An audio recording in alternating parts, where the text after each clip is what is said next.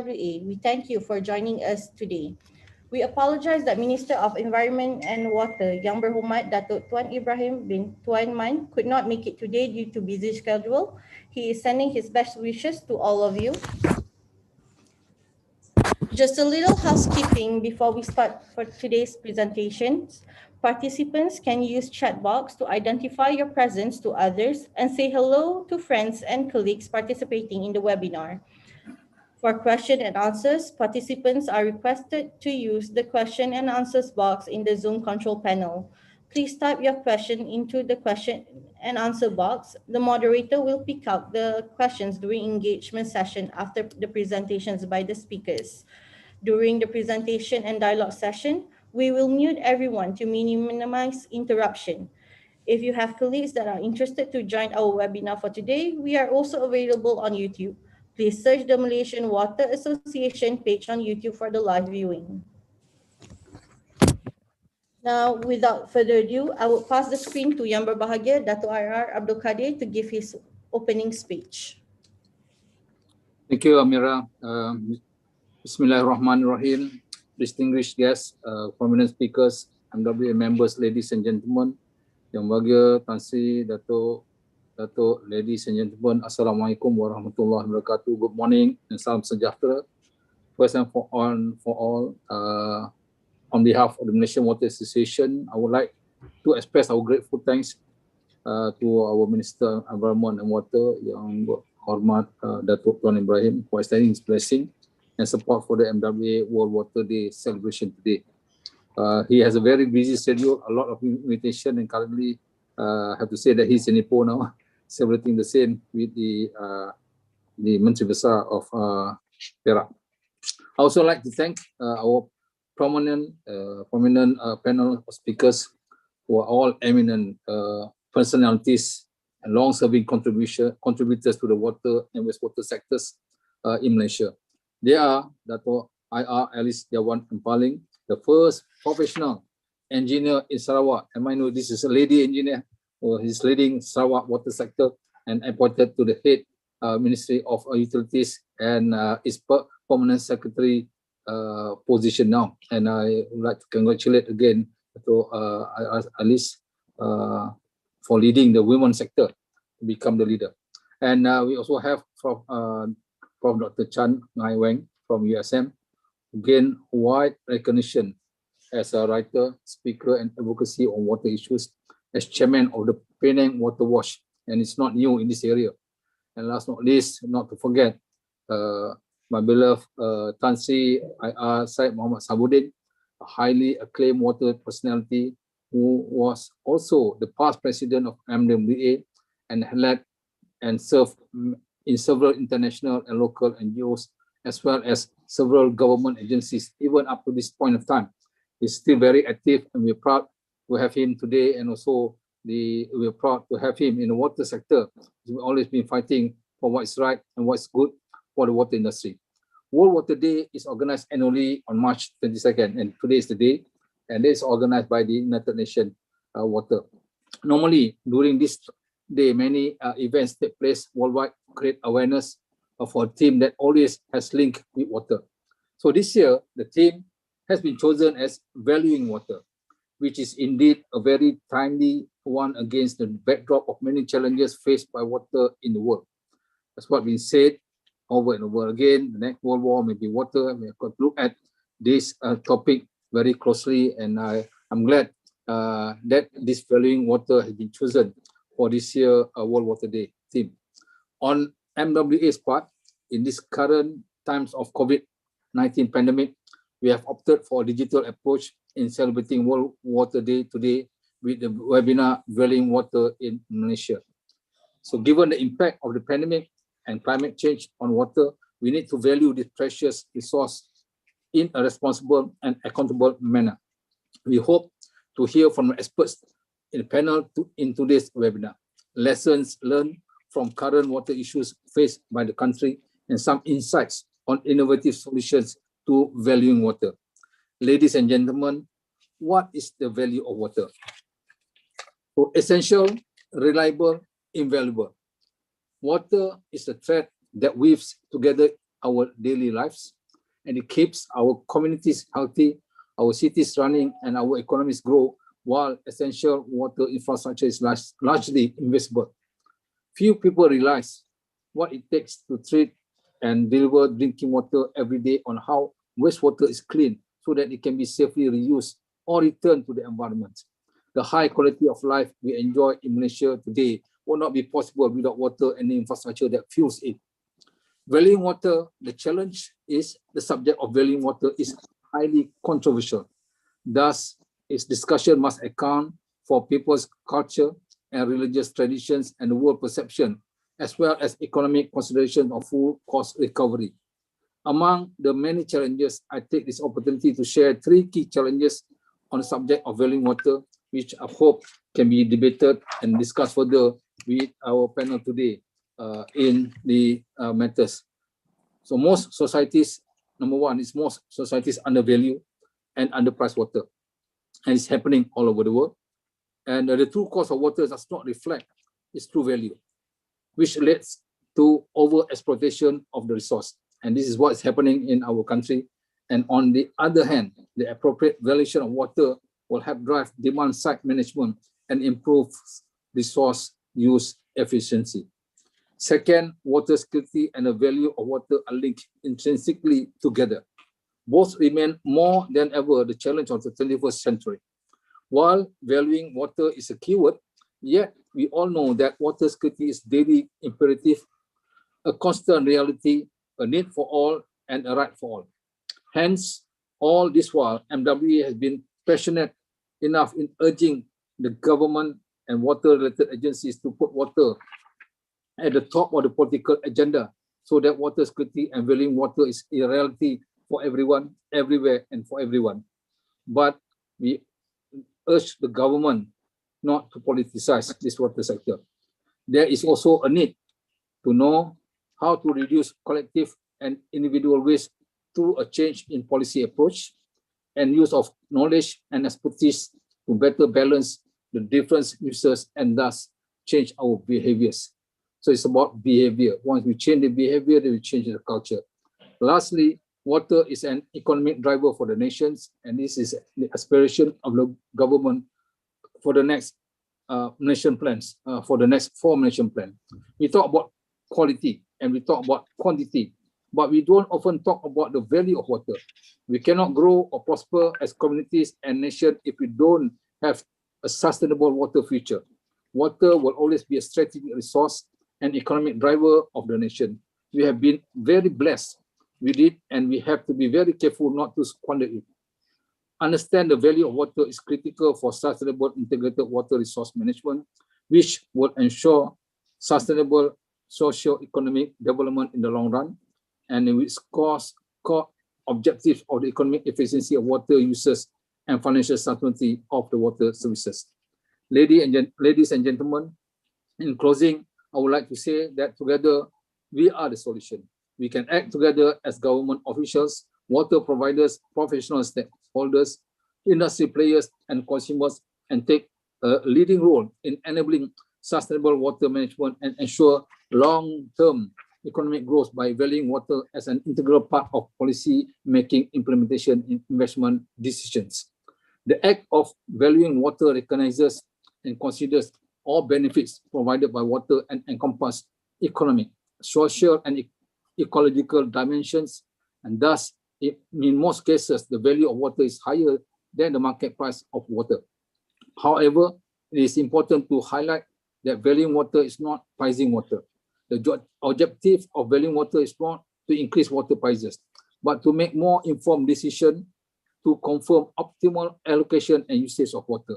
It's about water conservation. It's how we perceive in looking at water and how to conserve water. Success in water management is expected to unfold over time with capacity building for innovations and policy, new inventions, and accelerated application of digital technology in a timely manner. Bringing sustainability and equity requires the wisdom of not using all our resources immediately and not to preserve the balances and ecosystem that have an equitable capacity to adapt that will allow future generations to find their own solutions to provide their own future. Finally, I thank all participants for your support and attendance at this webinar today. And also not to forget again, my heartiest thanks to all the panelists today. And I wish you a fruitful discussion together. Please save your date for our next webinar, because we have a lot of online webinars such as this, and to keep the water alive. Lastly, stay safe and be careful and keep the distance according to the SOP. Thank you very much. Assalamualaikum warahmatullahi wabarakatuh. Thank you, Dato'. Okay, just before we start, I'll give a short introduction of our panelists. Our first speaker is Yang Berbahagia Dato' IR Ali Jawan Empaling. Yang Berbahagia Dato' IR Ali Jawan Empaling is the Permanent Secretary to the Ministry of Utilities Sarawak, formerly known as Ministry of Public Utilities, and is responsible for development, provision of water, electricity and gas. Our second speaker, Yang Berbahagia Tan Sri Dato' IR Syed Muhammad Shahabuddin. He is the chairman of SMHB Sendirian Berhad, has 54 years of experience as an engineer, of which 12 was serving in government. His last post with the government was the Chief Executive Engineer of Water Pening Water Authority for 2 years before joining SMHB, then known as Bini and Rakan, in 1975 as partners. Last but not least, our third speaker, Professor Dr. Chan Ngai Wang. He is a currently Professor of Physical Geography and Environmental Management at the University of Science Malaysia and President of Water Watch Pening. He is active in lecturing, research and writing, consultancy, and volunteering in NGO activities related to environment and water resources. Now, I will pass it back to Yang Berbahagia Dato' IR Abdul Kadir to conduct today's webinar. Thank you again, Amaria. I've been tasked to moderate this webinar today, and I do not have to introduce anyone anymore, because all of them are well known to the industry. And without further ado, I would like to invite Dr. Alice to present her paper, and let's hear on her talks on this valuing water. Dr. Alice, the floor is yours. Thank you very much, Dr. Kadir. And thank you to the MC also just now. First of all, salam sejahtera, salam sayangku Sarawak, and good morning to all of you, especially to our distinguished panel speakers. Tan Sri, it is good to see you again, although it is through this webinar, and to Professor Dr. Chan, Mr. Lee, and ladies and gentlemen. First of all, wishing all of you a blessed World Water Day 2021 with the most appropriate theme, valuing water. Thank you for inviting me and the Ministry of Utilities to this year's MWA webinar celebrating the World Water Day in Malaysia. My topic this morning is valuing water for sustainability in Sarawak. And the presentation outline will touch on the true water value, public perception of water, non-revenue water management, development program, and the way forward for the state. Water is one of the most precious resources on our planet.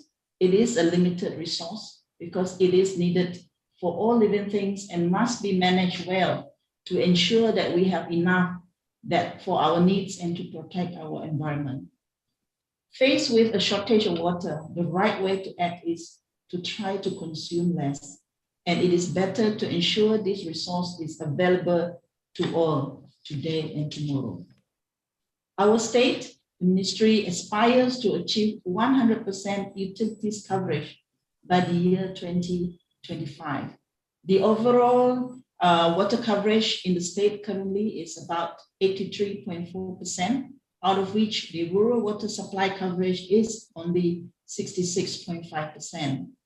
As we go further into the interior of Sarawak, the provision of extending the water supply to our rural rakyat is more challenging due to the vast size of the state, the topography, and the rural population density. There are 4 water agencies in the state, namely the Rural Water Supply Department, in short, we normally call them JEBAP, that provided water supply to the rural communities. And then we have 3 water agencies that serve the urban, the towns, the cities, and a little bit part of the rural area, which is the Kuching Water Board, Sibu Water Board, and Laku Management in Berhad.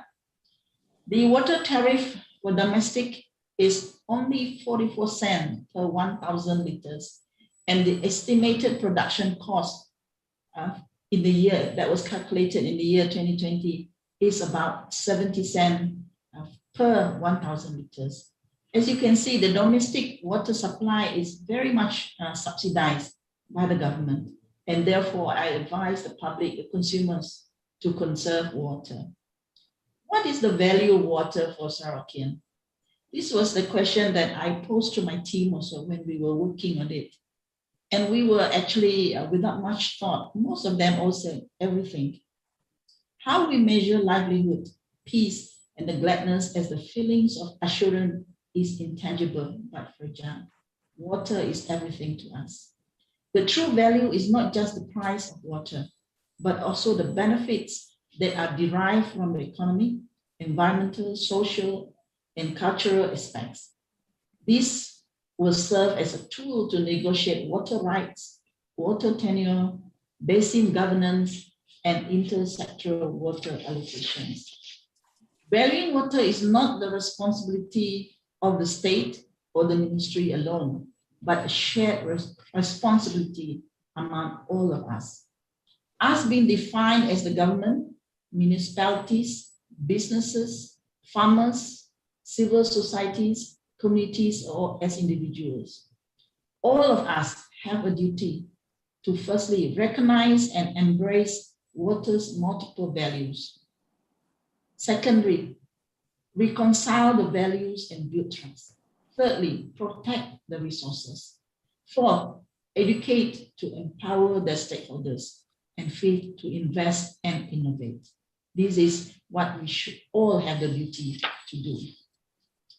Reviewing and knowing the public perception of water in Sarawak also give us the ideas on how to increase the public awareness in valuing water.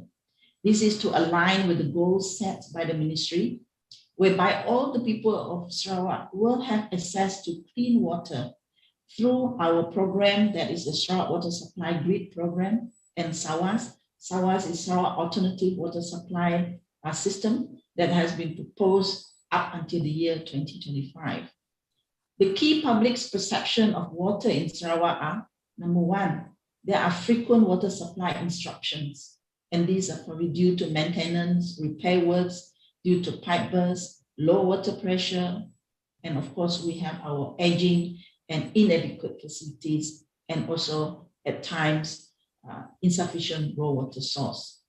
Second, public has no incentive to conserve water because we have low water tariff at 40 cents per 1,000 liters as compared to, say, our neighbor, Singapore, who charge water at Singapore dollar 1.21 per 1,000 liter. It's almost equivalent to 3 ringgit and 63 cents. That is multiples of what we are paying now.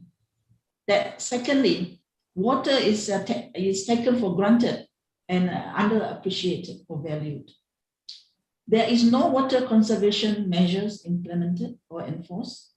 Our current consumption is about 250 liters per capita per day, which is high when compared to the consumption in developed countries of about 150 liters per capita per day. Thirdly, the communities in remote areas are yet to be extended with clean water. In my opinion, non-revenue water management is one of the key holistic management programs that needs to be addressed when we talk about valuing water and sustainability of water supply. This is one topic that I'm very passionate about. And what I wanted to convey here is that the state is seriously addressing this matter and had formed the State NRW Task Force with about 10 trained, skilled NRW practitioners from all the 4 water agencies with the aim of reducing the NRW percentage from the current that we have to about 25% or the determined economic level of leakage, ELL, by the year 2025. Currently, the calculated ELL is about 37%. It is a challenge to the state in view that we have an aging water supply system, which begins its transformation or improvement in 2017 with the implementation of our Sarawak Water Supply Master Plan and Water Grid. I also believe that the federal government is also taking a strong stand on NRW reduction with its various programs introduced in the 11 Malaysia Plan and which will be continued in the 12 Malaysia Plan. Non-revenue water is the responsibility of all parties, the water agencies, the public, the consumers. It is our responsibility, yours and mine. My ministry has also embarked on the Sarawak Water Supply Master Plan and Water Grid, as I mentioned, which is a complete approach for sustainable development of the raw and treated water supply facilities in the state. As the blueprint for the future development of our water supply in Sarawak, the master plan will provide the roadmap for short-term, medium-term, and long-term that includes a statewide water grid strategy. This master plan touches on 3 strategic thrusts, which are the water demand, water treatment and production, and the water quality and adequacy of both the raw and treated water. This master plan will ensure that the sustainability and resiliency of our state water supply system until the year 2017. And it will include the strategies to achieve our vision of 100% coverage by the year 2025. And other matters that it addresses will also include NRW, improvement of our facilities, our systems, and extending the supply to our rural communities, our rakyat. To achieve 100% water supply coverage in Sarawak, my ministry has started this implementation of the Sarawak Alternative Rural Water Supply, which is our SAWAS program, in the year 2018 through our Project Rakyat, as a high impact strategy to ensure that our rural rakyat will have access to this basic amenity of water supply. The program is to provide safe and reliable water for remote or isolated rural communities, estimated at about 23,000 households that cannot be connected to the existing water supply system. These are some of the examples of the completed SAWAS projects. We will continually implement this program until all villages, kampongs, and longhouses in Sarawak have clean, safe water. We want to ensure that no woman or child would ever have to carry a pail of water from the river for their daily needs. One of the state's development program is also digitalization of our water supply system that could address many challenges we face, including the extending of the life of our aging assets, reducing leakages, improving water quality monitoring, and increasing the revenue through operational efficiencies. The Sarawak government is committed and have carried out initiatives to digitalize the processes and services in the state. The water supply authorities are implementing interactive applications, which include smart meters, automated meter reading, command centers, online services, electrochlorination, automated leakage, one utility bill, which is under development now, e-utility system, which we run in January, we launched, and others to enhance and add value to the consumers. Part of the state's way forward in the 12 Malaysia Plan or the transformation of Sarawak water supply includes looking into 4 key areas of the formation of one entity and regulatory body. Second, introducing water conservation measures. Third, ensuring that we carry out integrated water resources management. And finally, fourth, raising awareness of the importance of water, thereby improving water use efficiency.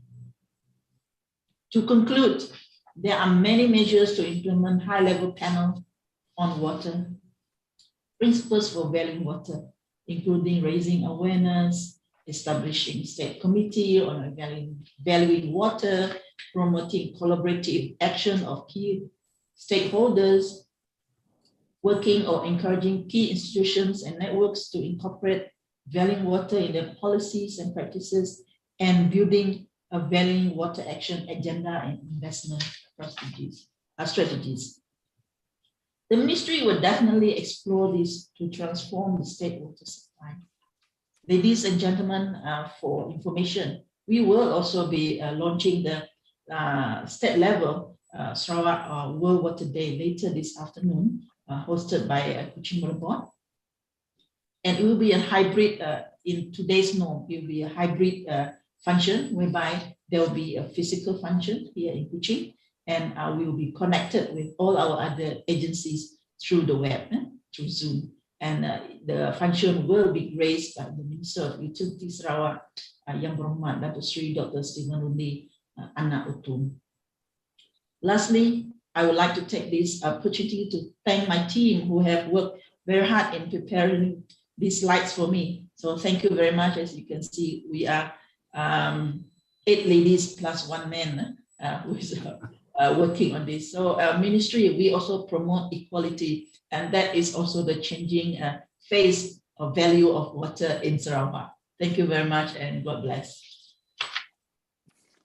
Thank you, Dato', for the very brief but very informative area. You have touched on the sensitive part of the tariff or the value of water, which I believe is still not the true value. It's heavily subsidized. I agree with you. You have touched also the very important words for the stakeholders, especially the consumers. It's a water conservation, how we save water for the future. Even though it's, the trend of everyone is once it's cheap, you use it more, and that has been proven in some of the states in the peninsula.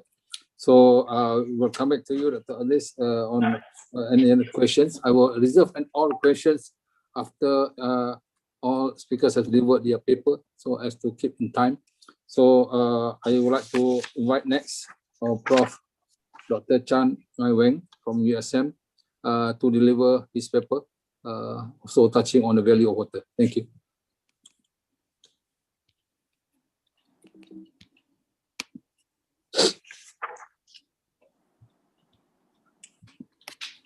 Thank you very much, Dato' Abdul Kadir, for that brief introduction.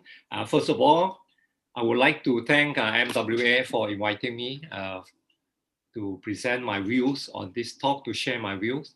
A very good morning to all the esteemed speakers. My young friend, Dato' Tan Sri Muhammad Said Shahabuddin, Dato' Alice, whom I've just met today, and of course, Dato' Kadir, longtime friend, and the rest of the water community. Okay, I only have 15 minutes, so I have to move very fast. The title of my talk will be Balancing the Social, Economic, and Environmental Values of Water, how we can learn from the past so that we can add more resilience to our future. Okay, this is the outline, a little bit of introduction about lessons from the past and what is the true value of water, and then valuing it as an economic good, social good, ecosystem good, and then finding the balance and some conclusion. So water is life. Without water, there is no life.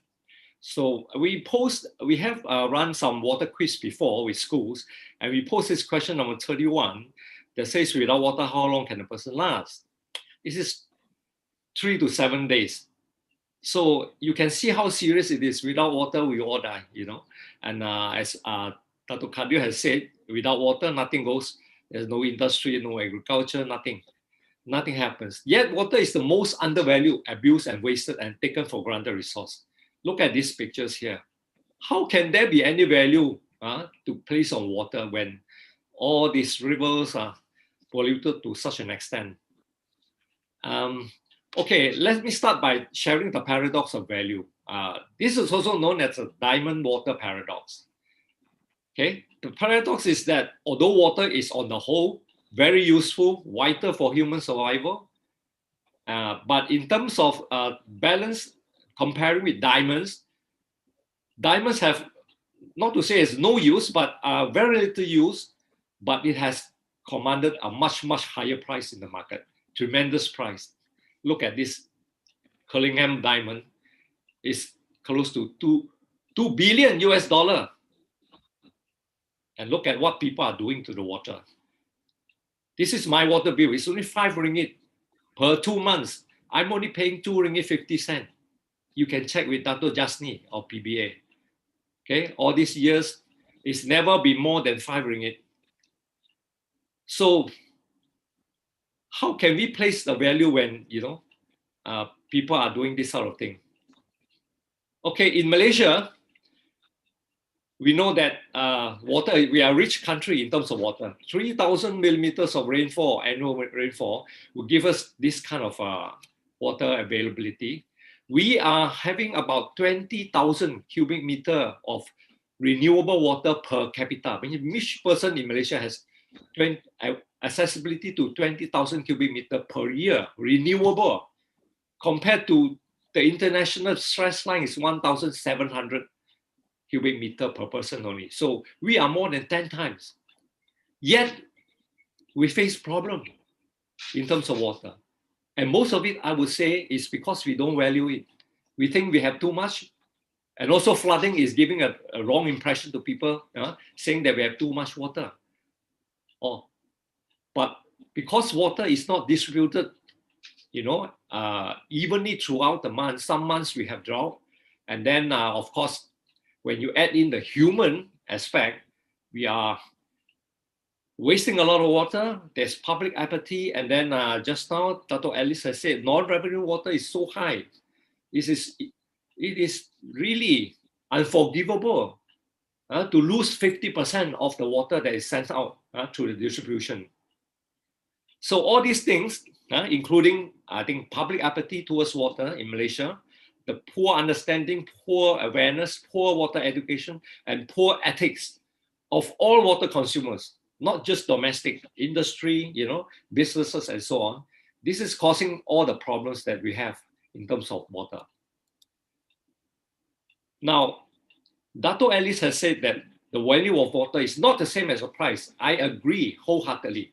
But I think if you don't hit the consumers hard in the pocket, they will go on wasting the water, like what they are doing now. Malaysian society on the whole is actually a water wasting society in terms of amount of water we use per capita per day. In Sarawak, it's 250. In Penang, it's close to 300. Singaporeans can use 150. Many people in Africa, they are using only 50 to 100 liters per person per day. Why can't we change? Why do we have to use, so much water? Mainly because I think we don't value the water. Our water is too cheap. Nobody pays attention to saving water. And we have an over-reliance on water supply management. All this while, we think we have so much water, we just build a dam, we just build a treatment plant, and then we just supply the water.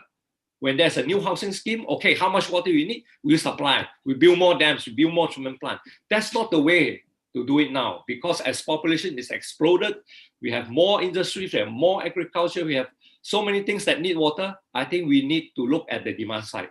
All this while, we have said that we look at the demand side, but not much attention has been paid to it, to make it more comprehensive, to engage the public, to engage the water consumers, like what Singapore has done. So engaging consumers is very, very necessary. I don't mean just the domestic consumer. Industry like hotels and big hotels use a lot of water. There is one hotel in Penang, not now because of COVID. I think they may be going bankrupt. But they use more water than the whole town. This is true. I'm telling you, a small town. So can you imagine if you have hundreds of hotels in your state, you are going to kill the water. You're going to stress the water, and this got a big problem. So we have to also, engage the hotels to make them come on board, to recycle water, to do lots of things. Okay, The biggest problem with water in Malaysia is water has no value in the eyes of the public because of water, the pricing and so on. Now, 10 years ago, we did one round of, this kind of forum, also organized by MWA. Also on the value of water. Water has no value.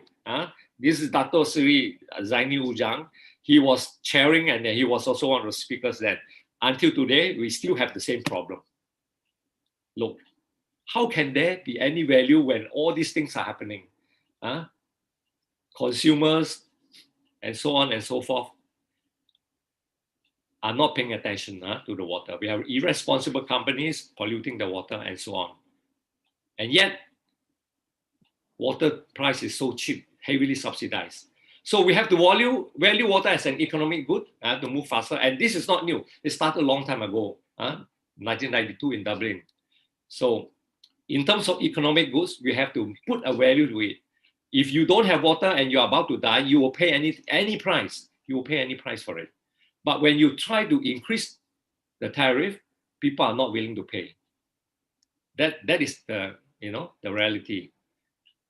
But we need to have economic value for water because of we need a pricing for allocation of water to build the infrastructure, to build treatment plants, to establish a water pricing, property market, trading, and so on.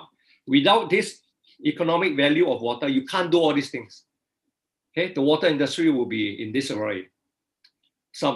These are the commonly used tools to value water in terms of economics, and the economists will be able to do this.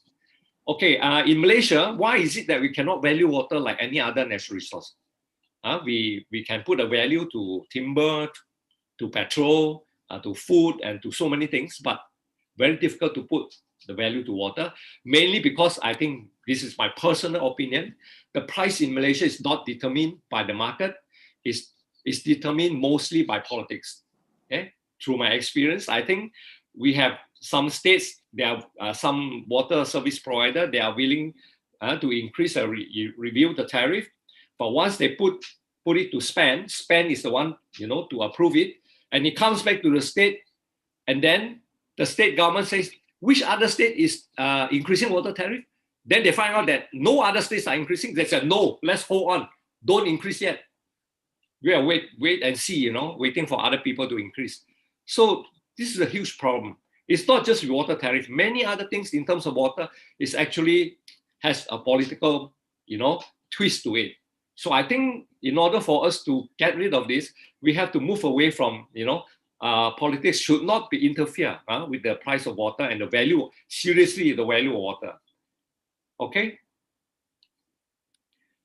So as a social good, I think it is very important. I think nobody should be, deprived of water. Everybody, poor or rich, should have access to water. And in Malaysia, I think the good thing is politicians, the government is very, very keen on this to provide water as a social good. That is why we have, heavily subsidized domestic water tariff. But I think the time has come for us to review, to change the mindset. We have increased petrol price, we have increased so many other things. And in the beginning, people make a lot of noise or people complain. But after a while, they get used to it, they understand. Malaysian society is not like the society in the past, like our grandfather and so on, they are not educated. Now, most of us are educated, they understand. If you tell them the reason, they will understand. Okay, as a social good, water should be provided because it affects poverty, many dimensions of poverty. So if people are not given access to water, poverty will have a problem, okay? But at the moment, we are only covering just the O&M costs. Look at this. In Malaysia, we typically charge domestic consumer at the O&M cost only, where the full cost is right up there. So we are only paying, maybe look at it, maybe only 10% or 20% of the actual cost of water. We are not even charging at cost recovery. Don't mention about profit yet, Most water service providers are charging at non-cost recovery. So we need to change this mindset. We totally need to, revamp and make people understand that, we increasing the price, we are just covering the cost. I think if we can achieve cost recovery, the water sector in Malaysia would make a huge quantum leap. Just cost recovery. Okay, water is also an ecosystem, but it's not providing just water for us to survive. It's producing a lot of things. Without water, you don't have the wood, you don't have the forest, you don't have the fishes, you don't have the wetlands, you don't have medicine, animals, and your tourism will suffer, and so on and so forth. And also, don't forget, now is the time of climate change. A lot of problems with climate changing. So water is actually very important to moderate the climate, to make sure that the climate does not change too much. So in terms of ecosystem values, we have direct values and non-direct values. So we have also to educate people to understand that some of the water we need to, reserve it for future generations. So we have this existence value, intrinsic value.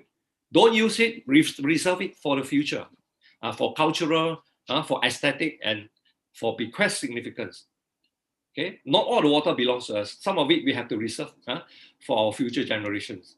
So we need to balance all these three, economic, social, and environmental value of water. At the moment, Malaysia's tariff is just here, heavily on the social side. Heavily on the social side. The objective is to move it down to the middle, so that everybody, benefits. If we are at this level here, eventually, water service providers will go bankrupt. State government will go bankrupt, especially those state governments providing, huge amount of water, free water, heavily subsidized water. It's not sustainable, really not sustainable. And also environment will suffer because, as you go on, abusing the water, then you have problem with pollution, deforestation, and so on. So the balance is very, very necessary to make sure all three aspects here actually work in tandem with one another. In conclusion, notwithstanding water is life, meaning water is invaluable, we have to look at the value in which water is used, the context. Economists have used various techniques of valuation, but maybe not all of them are correct. Not all of them are social. Not all of them are, benefit the environment. So they have also to balance it. Water is not equal to price, but we have to make sure that, water is at least charged at cost. And balancing all these three aspects of social, environment, and economic is very, very important. The valuation of water should take into the full cost recovery. This is my core trust of my message to all of us, in order to make sure that the value of water is not hijacked. However, we want also to make sure everybody has water by looking at the social aspect, by maintaining the social aspect. But please don't overdo it by giving excessive subsidies, because we are sending the wrong message. Okay? So people will understand if you engage them, they are educated. Restructuring water tariff is inevitable in order for our water industry to be sustainable in the future. Final words, devaluing water and taking it for granted will backfire. If we continue business as usual, it will come back to us in the form of flooding, in the form of huge drought, water crisis. Imagine water rationing. In Selangor has happened 10 times in the last year or so. It will happen in many other states if we don't look at water, we don't value water correctly. There's population explosion, industry, everything is different now. Everything needs water, and we have to change the way we use water, the way we value water. Otherwise, the bubble is going to burst. When the bubble bursts, you have huge problem. Like many other countries are facing now. We don't want to go into that. Okay, civilization and ecosystem integrity also need water. We also have to value some water for the ecosystem. Okay, the fish cannot fight. The prawn cannot fight. The animals cannot fight. We have to fight for them. And we need to have this holistic valuation of water. Any valuation looking at one aspect is not holistic. It cannot work. It has to be holistic, taking into account all the various needs okay, we need to move from past to the future. Look at this water margin. The reserve margin is so low. Many states are less than 10%. It's terrible. In order to be secure water security, we need to go to 50%. If not 50%, at least 30%. Class 5 need to go to class 1. In fact, it is the reverse now. This river here actually has changed from class 1 to class 5. We need to reverse the trend. And then water is so cheap. From 0.31, we need to increase it. Cost, this is just the cost maybe. And then if you are using the forest, which is water catchment, just to lock it, it is not a sustainable form of livelihood. It's not a sustainable revenue, okay? Lots of people talk about sustainable forestry, but how many actually do sustainable forestry? They are destroying our water resources. And then we have, of course, water education is very important. I think we need to go to the schools to include water education in the school curriculum. So thank you very much. I think that's the end of my talk. We need to walk the talk. Okay? As a water consumer, as a water activist, as someone who understands water, we need to live the life that reflects what we are doing, so that people can see, oh, you know, he's doing okay. Thank you for Dr. Chan. Thank you very much. Back to you. Thank you very much for the good paper. I think enlighten us a bit what's happening, comparing the diamonds and the water. And I pick up a few things here. I agree with you. Water should not be politicized. And currently, we are just playing on the social part of it. But the larger stakeholders need to play a role. As what being said, the lower the water price, the higher the users, and the cost is not balanced. And right enough, what we have shared, we are heading for disaster if this is not followed. This is regulated business, and but the regulator need to play their role in the sense that whatever that's written in the law need to be implemented. And it's not about increasing the water tariff, it's about balancing. And as you say, at least should be break even to have this sustainability in the water industry. It's quite similar to what we said by Dato' Alice just now. It's still being subsidized, and sad enough that subsidy part, if it's not in control, one day we're heading for disaster. So, okay, thank you very much for that. We will come back to you on a few more questions that maybe from the floor, but I would like to invite Yang Bahagia Tan Sri Syed Muhammad Sabuddin to deliver his paper again on the valuing of water in Malaysia. Yang Bahagia Tan Sri, the floor is yours. Yang Bahagia Datuk Kadir, terima kasih. Assalamualaikum. And my fellow panelists, Datuk Engineer Alice, Professor Chan, ladies and gentlemen. Water is valuable to everyone. There is no doubt about it. We are very fortunate in Malaysia. Overall, water is available in abundance. As Professor Dr. Chan said just now, we are 10 times more. We're using 10 times more. We have 10 times more water than many parts of the world. Unfortunately, not everyone cares for its usage. Water is available in abundance. Keep it clean all the time. Now, today, I would like to focus mainly on possibly to see a way how to continue, possibly avoid disruption to water services and economy of the country. I agree with Dr. Chan just now when he mentioned about, we are water wasting society. It's not only water wasting society, but water polluting society. So you look at it from the other point of view, the river system is dirty, becoming dirty, more polluted, because again, people are not paying much attention to it, leaving everything for others to do. and others would mean the government. That can be. Now,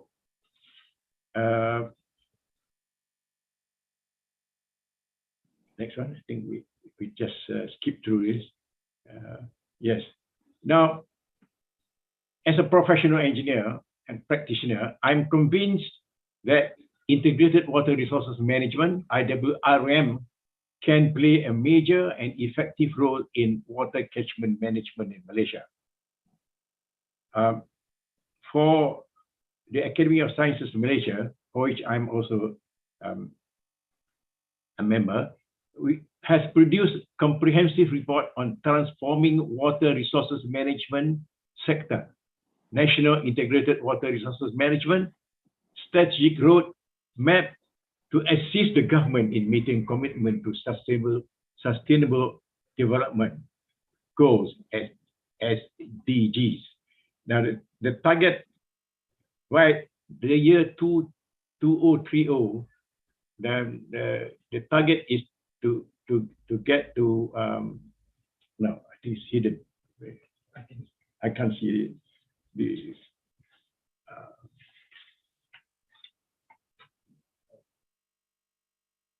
Anyway, okay, go to the next one.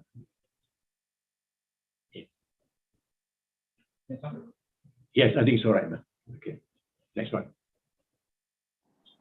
Now, I would, for my part, would like to concentrate on raw water or water resources management, for which I think if you look at it from the point of view of supply as a whole, any failure on raw water supply from the water resources management, it will affect all the other sectors of the economy. That includes water supply services, agricultural services, and water needs for marine or the coastal areas. Now, the three, in my opinion, the three pillars in water resources management would be policies, institutions, and infrastructure. Now, for this presentation, my focus is given to institutions, which covers policy, governance, administrative, regulatory, and operation. The emphasis is on regulatory and operation. Now, institutions should be prepared to deal with current and future challenges through reforms where necessary. This includes shareholders' participation, transparency in implementation and management, promote the development of appropriate solutions through innovation. Now, importance of state water resources body. I'd like to emphasize on this one because I think so far, the failure in the implementation of IWRM, which has been around for 30 years already since the 8th Malaysia Plan, is due, in my opinion, to the fact that it is not being completely done very well at state level. And under the federal constitution, water, land are state matters. Then you have, for that, sustainable management of water resources, therefore, occurring within the state, is very much state responsibility. The federal government can come and help, no doubt, but without the state and the direct state government management, there can be never much improvement in water resources, which is very useful, the starting point for the other users, like water supply, for example. Such being the case, a state water resources body is deemed necessary to manage water resources in the state. I've highlighted this in my water demand management presentation for the past few years. I've been to many states, and the response has been very good. And Datuk Engineer Alice may remember, I also was promoting it in Sarawak on behalf of the Academy of Sciences Malaysia. Now, IWRM can be considered as forming central paradigm in water resources management. What is the status of development of state water management bodies at the moment? Varying levels of progress. I have been associated with LUAS, which is Lembaga Urus Air Selangor, for a long time. It was formed 20 years ago and has made considerable progress and has become a role model to a number of other states in Malaysia. Commitment of the state government of Selangor in ensuring progress in the development of LUAS is noticeably encouraging. It is therefore worthwhile to refer to progress made by LUAS for the benefit of other state bodies. This is a suggestion. Whether it can be done. Anyway, LUAS has been modeled on this. For a long time, water resources management in most states is placed under government department for many years. There could be a few more states, 1 or 2 states still doing it that way. However, it is slowly changing, with some states forming perbadanan or corporation, and as a statutory body similar to LUAS to be responsible for water resources management. Good. On the diagram itself, if you look at the circle under state government, State Water Resources Authority comes directly under state government. The interesting part about the whole thing is funds generated from water rates and charges of raw water, novel revenue, are paid directly to State Water Resources Authority. So, in other words, the whole income goes to state water resources. Whether the state government wants a share of it or not, right, that's another matter to be worked out. But you need this fund, you need this money, you need plenty of it in order to ensure that the water resources management is done in the right way. Selangor, LUAS, is the first state to have done it, and a few other states have already been following this style, notably Sabah, I think, and Kedah, I believe Terengganu lately, and Perak is taking over it. We can't avoid looking at Selangor particularly, and the country as a whole. We can't run away from the fact that there's bound to be a lot of pollution to water resources, to the rivers in the country, due to the rapid development of the country. If you look back to 30 years ago, you can see the difference in the condition that the water gets more polluted simply because the population has increased tremendously. Now, in the case of Selangor, it has increased by 57 times. Now, the focus of development is in Selangor and many other states also, including Penang and Johor. But Selangor started very early, and water consumption has gone up a lot also, but the pollution has become bad. Now, if we look at water quality of rivers in Malaysia over the past, since the 80s, the start of the 80s was a time when the country has gone through rapid development.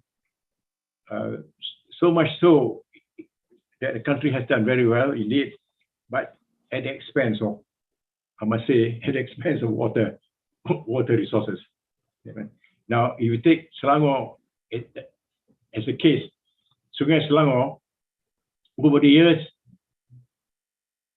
has been only slightly polluted.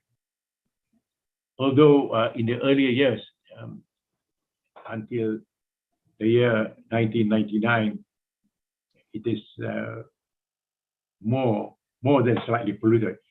Of course, Sungai Klang, as a comparison, Sungai Klang has been polluted all the while. It has improved slightly lately. Now,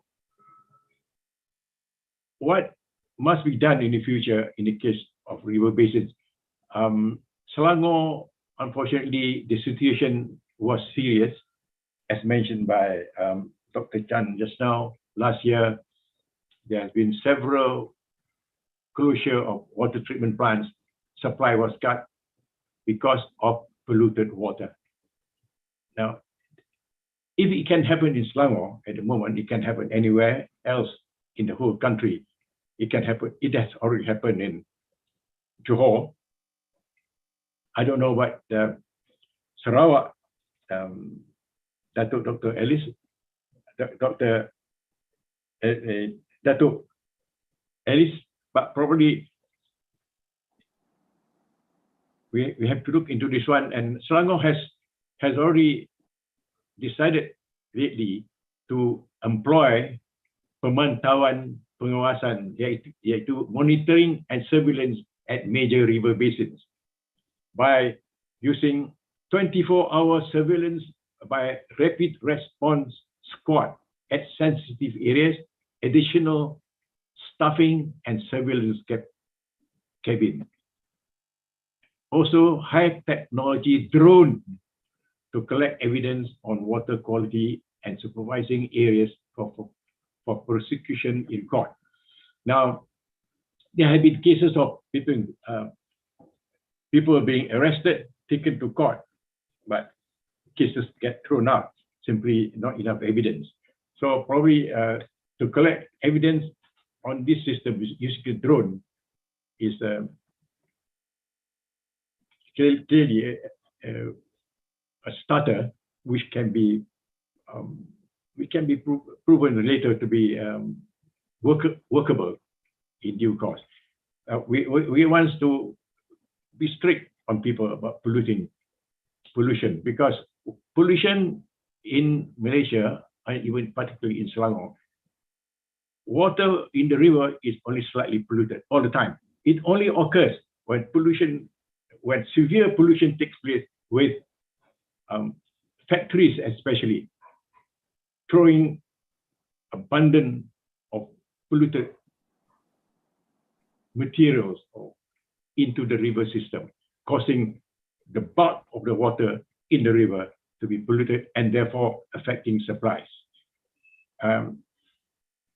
That's why this pemantauan, or this strategy on monitoring, is now put into action in Selangor since the 1st of December this last year.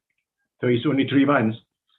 Then it's hoped that so far, touch wood, so far, nothing happened.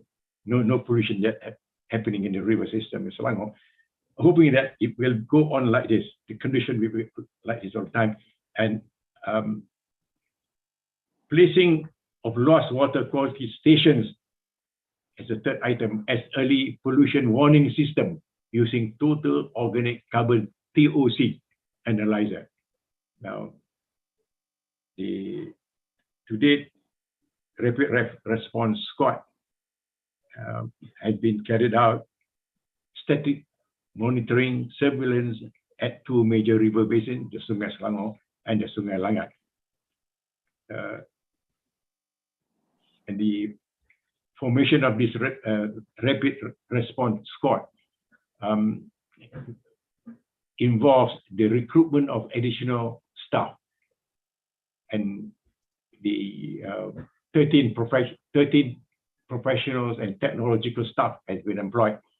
But which is a success of technological action being taken for high technology drone, for example. We hope that we don't have to, Selangor Luas hopes that they don't have to recruit too many staff. They can balance between sufficient staff and against technological using of technology in river management. My presentation today is just to indicate the importance of raw water, the importance of river basin management in the country. If it's not managed well now, it will affect really supplies, not only for water supply, but supplies for agricultural use and other uses also. It has happened in Selangor, which is taking active action now under the able leadership. I would say you need leadership in making sure that water river basin is well managed. And the top leadership is of course, in the case of Selangor, the Menteri Besar of Selangor, supported strongly by the executive committee members, state executive committee members, plus the fact that you have to have him being chairman of LOAS, and that is an advantage for which I think for the benefit of other states in the country, this is the Selangor model, which I'm presenting today, just to bring some interest to other states. It may not be applicable to other states, but at least we have a chance of looking at it. Selangor has no choice but to go for it and use this system, because we cannot afford to have polluted water anymore, with polluted water supply and water supply system closed down. Thank you. Thank you, and thank you, Dato' Abdul Kadir, for my small briefing, but I'll be willing to answer questions later if there are questions available. Thank you very much. Thank you, Magir Tan Sri Said. It's a very good, informative. I know you have a lot in your mind, but you're focusing only on the IWRM. Of course, looking at the policy, and I agree that's the right step. In any game, you got to set the rule right. So without the policy, the governance, and regulatory and operation, then the game cannot be played. It will be free for all, and that is what's happening now. Even though we have all those more or less in place, I have to say here, in most of my presentation or talks, I also look at enforcement. We do not have a very good enforcement. We have all the things, but we have not used it. So being reserved is more like what Prof. Dr. Chang was saying. Our tariff is all more on social part. We have not reached the sustainability part. So I think we have few questions from the floor. Let me see.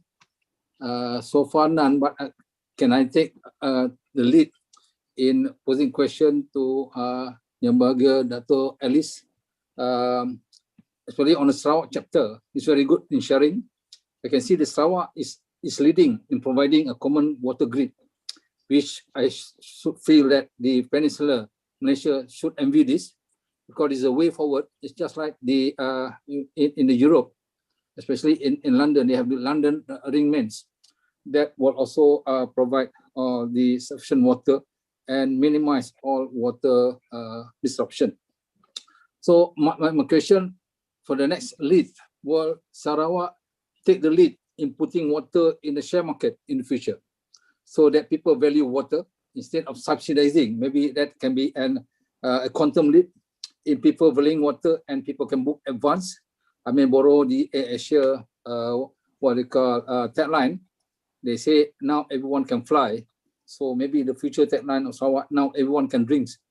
So from the tap water especially, which has been controversial, whether you can drink from the tap or not. So that's the first question for Dato' Alice, whether you can share or not. Maybe second question, because I know you're in a rush, you can share. Sarawak is also looking specifically on water side. I think with you on the driver's seat in the Sarawak side, I can see things are moving. Of course, you have some visions. May we know what is the vision on NRW? What is the economic target to reach what the percentage, the lowest percentage for NRW for Sarawak? I can see that, well, we have embarked on the rural water areas, whereby I think in the peninsula we have not looked at that in per se. We always look at the urban side. Your rural is having what 67 or 68%, and the lowest is now is about Laku. We have 26%. So what's the strategy like for Sarawak in reducing NRW in the future, and what's the budget like in terms of planning? Dato' Alice? All right, thank you very much, Dato'. One of the things that we have about water supply in the state, maybe I give a more specific in a way of our approach in our master plan. When we came in, or when I came in 2017, one of the things that we did was we did an audit of our facilities and our system. And one of the result that we got was that we have a lot of aging system. We have aging facilities. And of course, we have a lot of our network, our distributing network, which is more than 60 years. It's older than me, I put it this way. So when we look at what is the next step that we look at, it was to improve the entire system of our state water supply. That includes improving our treatment plant facilities. That includes improving our network, our pipeline system. And that also includes increasing our supply, our capability of supply, because we have one of the audit finding that we got was that in the last few years, there was a very minimal expansion or upgrading of our plant to meet or to assess the demand, the water demand of the community around us. So that was our priority at that point of time. And during that time, this is how our state government and our YBCM came up with this Project Rakyat. Project Rakyat is intense program that we do carry out to all over the state, because we find that our systems were stressed to the very limit, and we need to improve this system immediately within the next 2 or 3 years, and which I must say that our departments, Jebat, Kuching, Sibu, and Laku have done great in ensuring that in the last 3 years, our success rate is about 80 to 85% of our project. If not for our pandemic, we probably would have achieved a higher rate of percentage of completion. So this is our strategy, the state strategy for now, is to improve the system and to extend the system to our rural community, because we want to make sure that everybody have safe water, not treated, safe water, and a pipe system in our villages, in our longhouses, in our kampong. And of course, one of the thing that we talk about when we talk about NRW, yes, our NRW, if we look at the chart just now, Jebat have about 60% and the rest are about 40%, and with Laku, which is about 28 or so percent. But if you look at all of these, they have actually, our NRW have actually increased substantially from 2017 or even from earlier. But that is because our emphasis, our strategies in the last 4 years has been to improve our system. That is our strategy. But of course, there is a need to ensure that our NRW goes down, because we are talking about, here we are trying to meet the demand, and meeting the demand means that, meaning that we have to handle NRW also. because this is talking about capital investment. This is talking about ensuring that the supply is there. Why waste it? So we have been improving our system all across the state by the 4 water agencies right now. So when we look at that also, we are also looking at what is the next step for us. So that is why we are going into, we are improving our infrastructure in terms of pipeline, because NRW, when we talk about balance, the calculation of NRW, we are looking at the infrastructure, we are looking at the systems, we are looking at everything. So we are starting with somewhere first. So of course, none of these things can be completed and done in a very short time, but definitely the importance is the journey must begin, and it must begin now. I cannot say it must begin tomorrow, because sometimes tomorrow never comes, so it must begin today. So for us, that journey of NRW have begun. It have begun in 2017 or even earlier than that. So, but the process that it takes us to do it is a little bit slower than others, but because capital investment is involved, money is involved, but we are very blessed that the state government have allocated a substantial amount of fund for us. In fact, to carry out our stress projects, our stress riot project from 2018 to 2020, the state government has given us 4 billion ringgit Malaysia to carry it out. So that is in a way is resolving a lot of issues. But on top of all that, to sum up, we have to look at the level of service that we have also. So that is also what all of us in the water supply in the state is doing also, is to improve our level of service to our rakyat. I hope that answers it in a nutshell. I could go yes, on. Dr. Alice. Thank you. It's quite spontaneous. It's only one more question. Is there any plan to float the water value in the market? Yeah, I intentionally did not answer that just now. You have cornered me.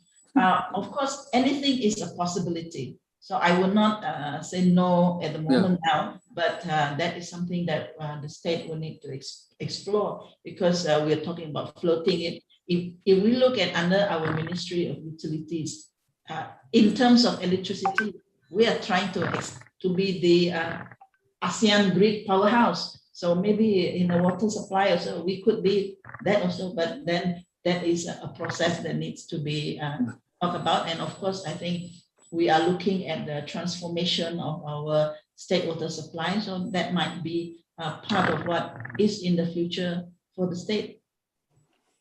Thank you, Dr. Liz. I think nothing's uncertain about that, because it's just on trial and error. Somebody have gone through, somebody have tried. I just remember that in California, they already floated, and we are trying to see whether that is worthwhile, because how to expedite the process of valuing water, because as what we said, I think everyone is aware the value of water, everyone is not the true value we've been charging. Sarawak also same like the peninsula, is being heavily subsidized by the government.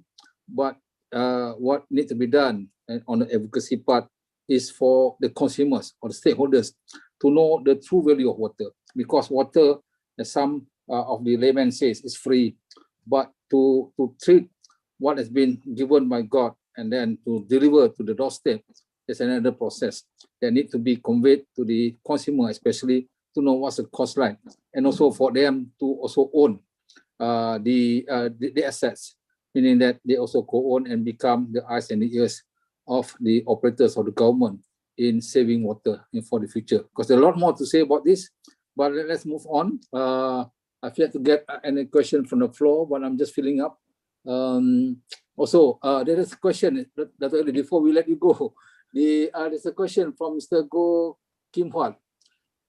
He said, besides capital investment on the system to reduce NRW, is there any initiatives to improve labor inputs? Example, provide training for employees on NRW knowledge to reduce NRW. Just talking about the capacity building, Dr. Alice.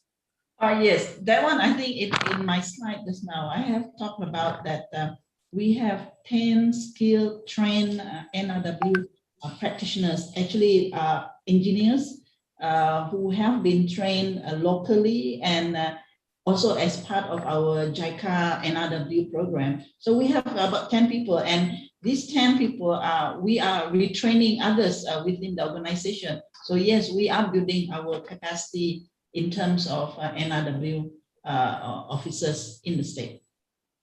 Yeah, thank you, Dr. Liz. I think that is ongoing. We have similar here. We are developing this capacity building. We're trying to work hand in hand with the regulator, SPAN, to have our standard module on this NRW. And that also involves the standard calculation for NRW nationwide. That needs to be applied so that we have a common formula to be used nationwide. I like to pose a question to Professor Dr. Chang. What can the NGO do to promote water conservation and water saving in communities? As we are all aware, NGO is not a profitable organization. We work with community. Some of them understand, some of them know. We have a lot of NGOs around, but sometimes the focus may be different. Maybe it's about time to have what we call a collaboration with all NGOs and act as one so that we have a common chapter to promote the water conservation. As what you say, your tagline was water wasting society, and how to convert this wasting, the culture of our society, to become a modern culture in saving water, especially in protecting our sources, that's the river, in terms of pollution. Some parties will have a quick gain, but how to educate them to have this, the heart and soul to protect what we have for the future generation? Thank you, Dato, for the question. Actually, I was going to ask this question to Dato Alice because under one of programs, under one of her programs that she proposed for Sarawak, they have a public awareness program. So yeah, I was going to ask her to share and how maybe if they need us to advise them, we can do it. But I'm going to tell you what we are going to do. Okay. So in order to educate the public, I think for every state, every city maybe should have start a NGO on water like Water Wash Penang. Maybe Water Wash Sarawak, they can work with the government. I think in the past, there was one NGO from Water Wash Miri. They contacted me, to ask for my voice. But anyway, I think after a while, they were not active anymore. I'm not sure whether they registered as NGO or not. But to engage the public, I think it's very important to actually get to them. Now, in Water Wash Penang, we focus on the younger generation, the school. We go to the schools. Actually, our motive is if you educate the students well when they are young, when they grow up, they become, it's ingrained in their mind. They become good citizens. They understand water, the value of water, and whatever profession they are in, they would not do any harm to the water. You know what I mean? I think the problem is many of us, like our generation, we grew up, we didn't have any education in the school on the water education, on river education. Henceforth, I think most of our people working in various departments, government or private sector, we don't have this understanding of the water, unless you work in the water sector, like all of us here. But if you are not in the water sector, I think you wouldn't understand the value of water. How water actually integrates our life, how water, gives us the things that we have, the clothes that we wear, the food we eat, and all these things are from water. But people don't understand. So I think we have to start them young and in the school, engage the students, go to the school to educate them, run programs on bring them to the river. I think one of the things I notice is many schools, that the children are very bored now. Especially now in the COVID, the online classes and so on. So the thing is to get them into the field. The children are extremely excited when they go into the field. Put them in the river. It's a small river. I'm not asking you to put them in a big river where they can drown. Put them in a small river. Yeah, a shallow river, 1 or 2 feet, that sort of thing. That's what we will do. and they will be very happy. They will really enjoy. I'm not just talking about children. I think the adults also enjoy it very much. We had programs with like parent, father, son bonding, family bonding. We take the whole family there, 20 families, one shot, and they really enjoy themselves. We have competition, Gotong Royong, collect the greatest amount of garbage you can collect from the river, you win a prize, and that sort of thing. So engaging the public is very, very important, and we can run programs. And of course, one more thing I would like to mention is, I think we should work with the TV and the mass media. Every time we run a program, the newspaper should come and cover. When they come and cover, everybody gets the message. And if RTM or Astro or come to your program and then they air it, not 12 midnight or something like that, government should make sure they provide it on the prime time. So when people are watching TV, they can see it. But of course, now with the online thing, with the Facebook, everything, I think TV also is out of date already. We have to go to new things, So this is the way we do it. I think for Dato' at least, I think the advice is maybe start an NGO like Water Watch Sarawak, and then work with them. First of all, you may need to give them some seed money. Otherwise they cannot run.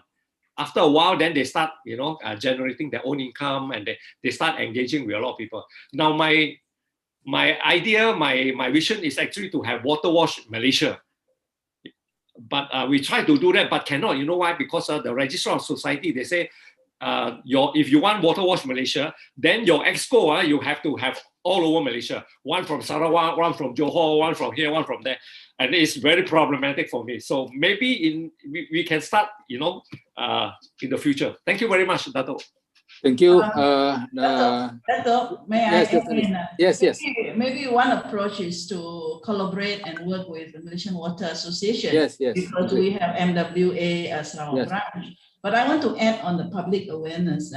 I believe that since I'm the only one here representing the water agencies, maybe in the whole of Malaysia, but I wanted to state that during most of the time during the World Water Day celebration, our treatment plants all across the state or country are actually open to public and students. And during that time, we talk about water conservation. We talk about a lot of sharing to students, to the public in general on what water is about. So actually, there is already an ongoing program, probably only not in the last 2 years because we do not have an open day at our treatment plant, but definitely collaboration works, and there are already so many NGOs, and it's a matter of the water agencies and MWA.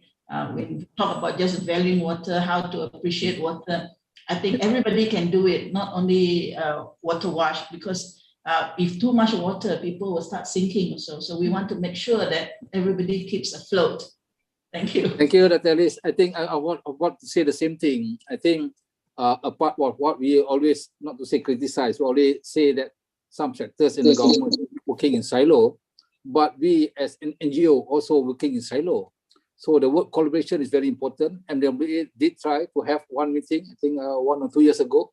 We collaborate with all the other water NGOs. I think we should revisit that one again. And that may solve, Prof, your problems on trying to put the Water Watch Malaysia agenda. But as I say, it's best to have a collaboration on all water. We have our branch in Sarawak also. But anyway, it's about collaboration so that the money spent is toward the same cause. Example, if we have this World Water Day today, we want it to be synchronized. The whole nation is visiting a plant in all states, and all the NGOs is organizing the same thing. But you have said the magic word, we need seed fund. So maybe the government needs to allocate a few bits to help this so-called body of NGOs who has collaborated to do a streamlined or standard, what they call promotion to create awareness and education to the public, but it's streamlined standardization throughout the whole nation, but not on ad hoc basis.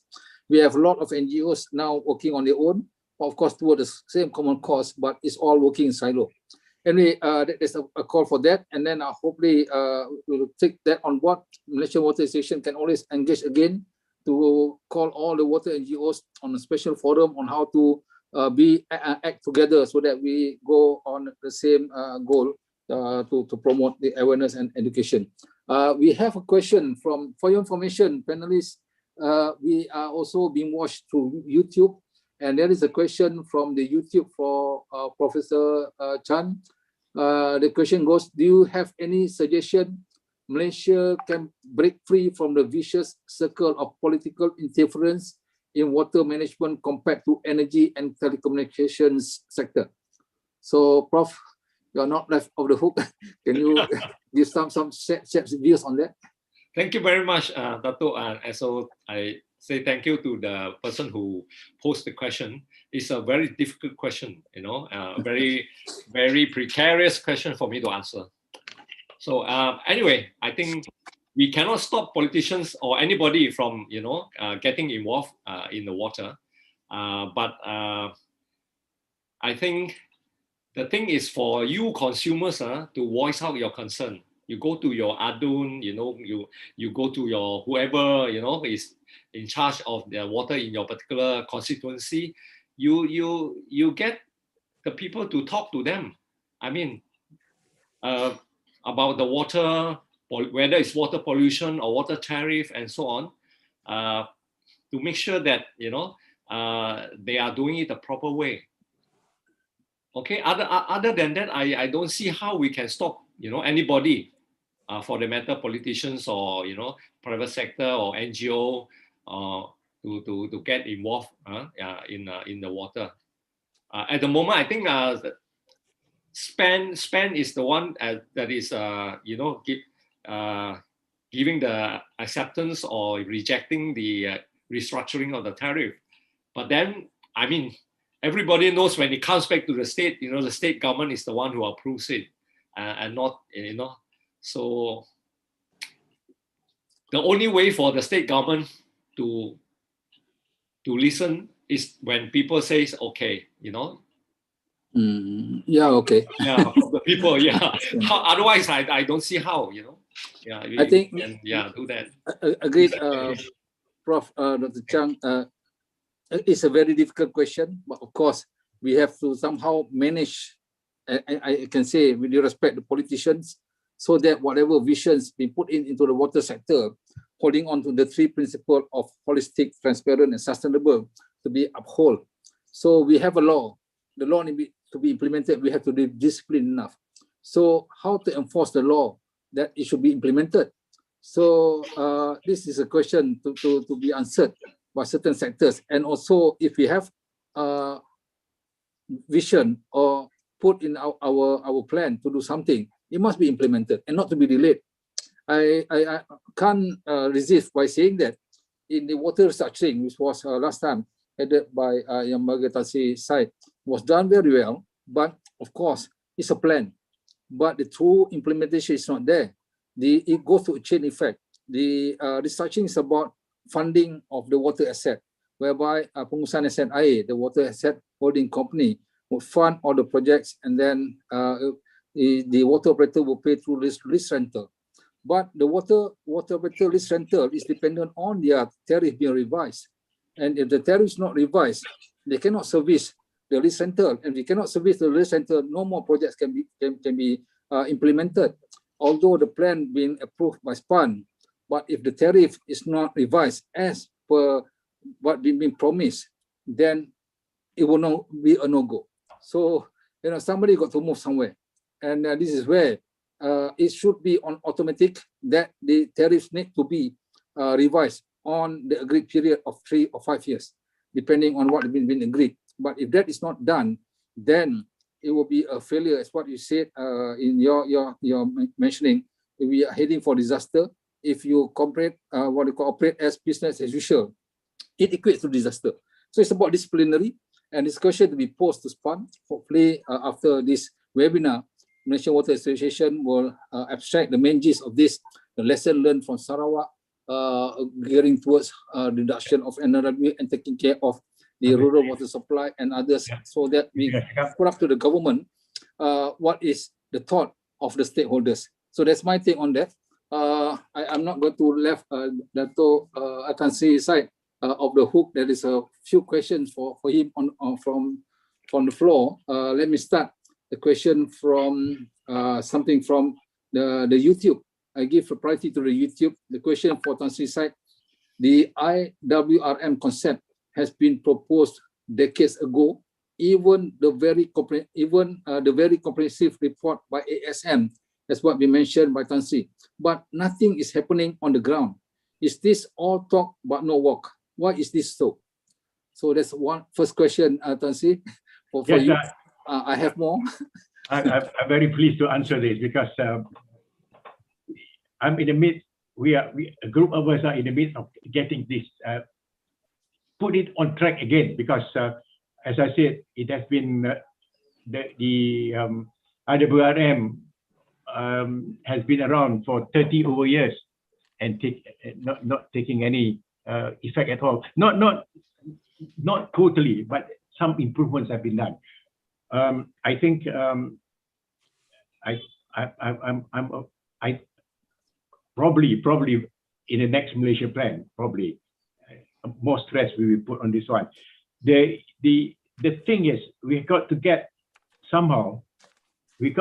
state involved because water resources, when it comes to IWRM, water resources management, it is integrated, and therefore it must be done by the state,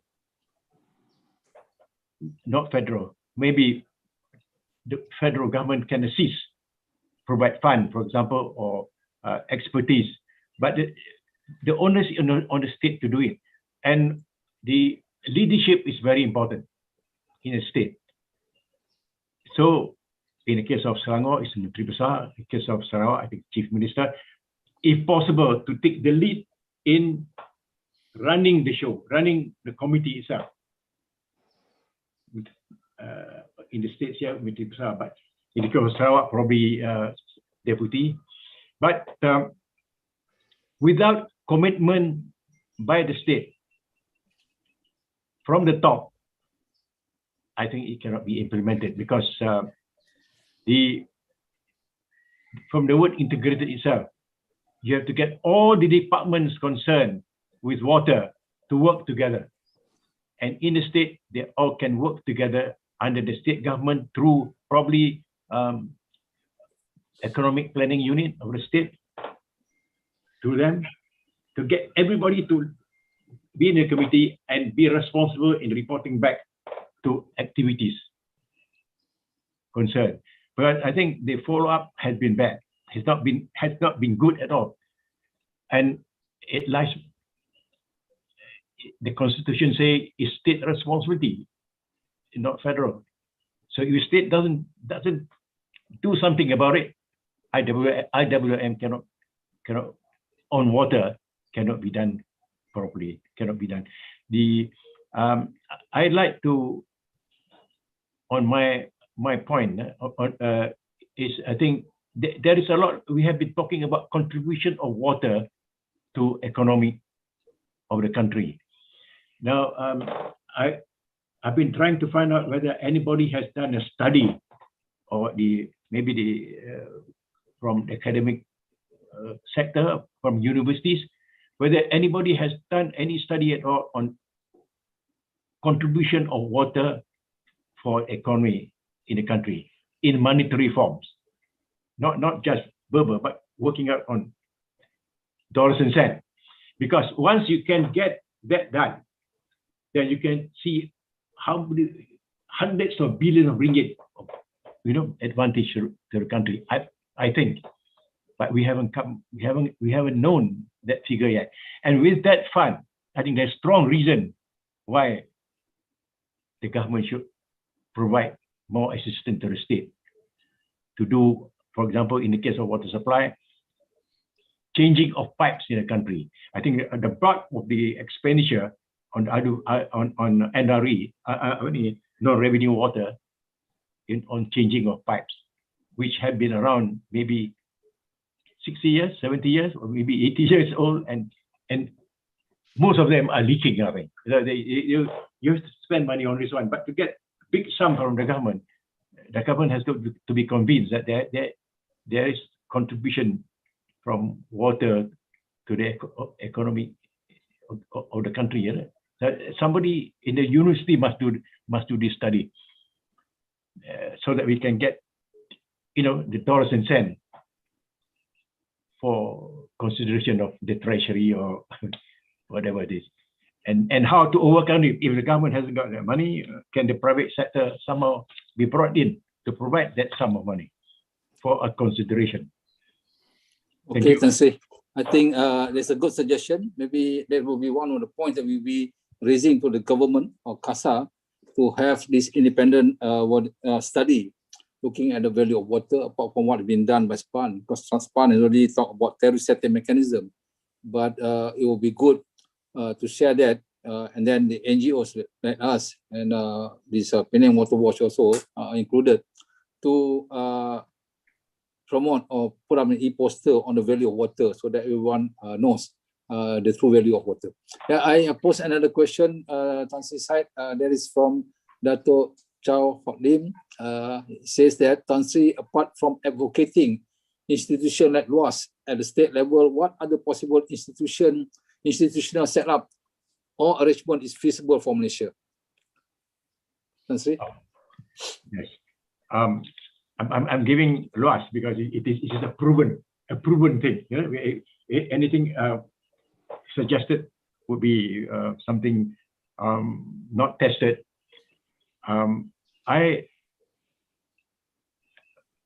The first thing I think is to consider probably some states. I'm sorry to say, but some states are more advanced than others, economically or otherwise, and therefore you got to go step by step. In order to generate funds, you must straight away. It must be an enterprise. It must be a body which generates fund, income. Without income, proper income on its own, not only hoping for the government to provide, because it's going to be more difficult because the government has got interest in other areas also, like highways and rural development. But the body must generate income somehow, and that income must be solely obtainable either from charges, or mainly for charges, but trading, business enterprises. So probably what I can think of is probably the MWA is already doing it, training engineers to be conversant with water or wastewater. These bodies can also provide training. The state bodies can provide training for an income for people who want to learn on water business. And in the case of raw water, the wastewater is another. The ability of wastewater personnel or engineers to provide training to practitioners, contractors, or maybe developers on how to get things done in a proper way. So I think I don't know, but it depends a lot. The ideal thing for me is to look only at water resources or raw water, but you look at treated water also. And this treated in the state, treated water or water services and water resources somehow should work together, and in the state managed by an officer. In a state would be state secretary, of course, but of course he doesn't do it, but he may delegate it to economic planning officer. So once you have got that set up, everybody can be grouped together to attend to to have a common understanding on water management. So I think that's a dream in this country, for the state. It's dream to happen, but it should be happening already. I think in Sarawak it's already happening. Okay. Thank you, Tan Sri. Since Dr. Alice is, since she's still around, there's still one more question for Dr. Alice from the YouTube. Interesting to hear of Sarawak. Of course, the question was posed for Dr. Alice and Tan Sri Said. It's interesting to hear of Sarawak plan to combine the 4 water operators into one entity. In many countries, we see a lot of small entities operating water supply at local level. Sarawak is as big as Peninsula. And question is why Sarawak plans such a big setup for water supply as not the 3 urban water operators and Jabab doing well at the moment. So okay. Thank you. That's a very interesting question. And this is something that we have explored in the last 4 years under our ministry, our minister, and 2 assistant ministers. If we look at the structure of Sarawak 4 water agencies, it has worked in the last 60 years. But if you look at, as we are more developed now, there are some pockets of imbalance in how we do things. So we are trying to ensure that there is a lot of integration and unity and same guidelines in all the 4 agencies. One of the things that we have done is we formed what we call the State Modernization Committee, whereby it is an attempt to standardize a few of, or most of our processes, our standard operating procedures. So that is one. The second is if we look at our water supply now, actually Jebab is only taking care of the rural water supply, whereas the other 3 are taking care of the urban, the town, the cities. But then as we develop, as we try to improve the system that we have, we find that all these 4 agencies have to, in some way or the other, work together to serve the rakyat. There is no such thing as a standalone system. For example, we have our system here in Kota Samarahan. Those of you who know Sarawak, Kota Samarahan is just next door. I can have one leg in Samarahan and the other leg in Kuching, standing in the middle. So when we look at it, but of course, Samarahan is served by Jebab because it is considered rural at earlier times. But of course, if we look at it now, it is just like our suburbs, and Jebab requires support of water supply from the urban agencies. Say, for example, Samarahan, they need support from Kuching Water Board. So we are extending our supply from Kuching Water Board to them. So, and when we develop our Sarawak Water Supply Master Plan and the grid system allows for the connection of all the systems, whereby we are talking about repurposing our smaller plants that is under even 0.5 MWA. So we are trying to repurpose them so that the supply is reconnected, and then we are developing regional water supply. That's number. And then we are also planning to develop our agencies into anchor plants so that to serve the community. This is to us is a way forward. Yeah, we have been exploring agencies overseas also, whereby they talk about smaller plant, municipal treating water in areas. So we have actually gone to Australia to look at it, whereby they are also trying to integrate their system. We have explored Canada system, whereby I agree with the statement of one of the panelists that says that we have to make sure that anything that is related to water should be under one agency, one ministry, because that ensures that things get done. Otherwise, if you're talking about a water resource, under several agencies, you depend on me, I depend on you. In the end, nothing's get done. But I think in the time now that we have on the way forward, we should be looking at synergy. We should look at integration of our agencies. We should be looking at one agency taking care of to be the what I call the lead in taking care of our water supply. I think that is the way forward for any one of us in the state. Otherwise, we can talk a lot. It rains a lot. Yes, God gave us a lot of rain. We have a lot of rainfall. But if we want what God gives us, then we don't need treated water. We just collect from the rainwater. But with development, things are happening to our environment. So, and then that is also one way that we need to protect our environment. We need to protect our water resources. We need to ensure that efficiency is there when we deal with it. Thank you. Thank you, Dr. Alice. I have two questions to all of us, including me. We are now 11:26. We promised to finish at 11:30. Anyway, I read this question. It's from Jia Hong Chang.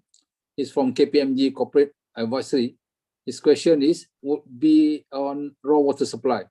Recently, CASA has introduced national water grade system so that the clean water, raw water would be sold at a higher price compared to water in grade 2 or 3 of a lower quality. What are your views on this initiative, and if there is any approach to create pricing framework for water supply, raw water supply? So this is for all panelists. Anyone want to take up this question? Okay, for the state raw water extraction, we have always charged raw water extraction, if I'm not mistaken, is about 2 cents. Yeah. About 2 cents. And in the last, I think in 2020, we have actually reviewed that raw water extraction and have increased it substantially. So I think that's all I wanted to say. So meaning that that means that agencies that are dealing with water, us water agencies, we are paying more for raw water now. So meaning that we need to protect our raw water. That's all I have to say. Yeah, thank you, Dr. Alice. I know you don't have any regulator there, but in Sarawak, when you extract water, the agency have to pay. So all goes from, yeah. Doctor, I have to correct you. We do have a regulator here, the State Water Authority. Okay, sorry. The State Water Authority at the moment now is one person only, who happens to be the permanent secretary of the Ministry of Utilities. So we are trying to develop that so that it is a body corporate. Oh, that's good. That's good news, Dr. Alice. I think we're moving forward because it's all about costs and it to be. Yes. Yes, because I think this is very interesting because for raw water from rivers and all that, each state just they charge not the same but different rates. But what I know in the case of Selangor is 1 cent, but I think in Pahang sailing to Selangor 10 cents. So I think what is needed actually is to relate everything to basin management or river system management of a place, and looking at a basic cost of the people you employ, the equipment you use, technology employed, administrative staff use, and work it out all together and come to a solution, come to an answer, probably which most probably is more than 1 cent. Maybe, and on that we try to plan for the future and say what must you do in order to ensure that the basin is well managed, and that may even involve structures to be built. So I think we are a lot of states are not charging the right amount. So probably Yes, yes. that's why there's not enough revenue generated to perform well. Thank you. Okay, thank you, Tan Sri. Prof. Chan, you got any views on this? Yeah, thank you, Dato. I think my personal view is because the raw water now is being charged at such a low rate, like what Dato has said, 2 cents, 1 cent, I mean, for the raw water now, but the objective of this CASA new implementation is they want to protect the water catchment so that those states that are protecting the catchment without it being logged or anything else will have better water than those that are logged, right? So the amount of the charge for the class 1 water must be substantially higher than the class 2 or class 3 in order for this to work. If it is just from 2 cents, you increase to 3 cents, I mean, maybe the cost, the profit from logging or development will be much more. So then states will not be able to implement this. So the increment for class 1, between class 1 and class 2 water must be substantially high for this scheme to work.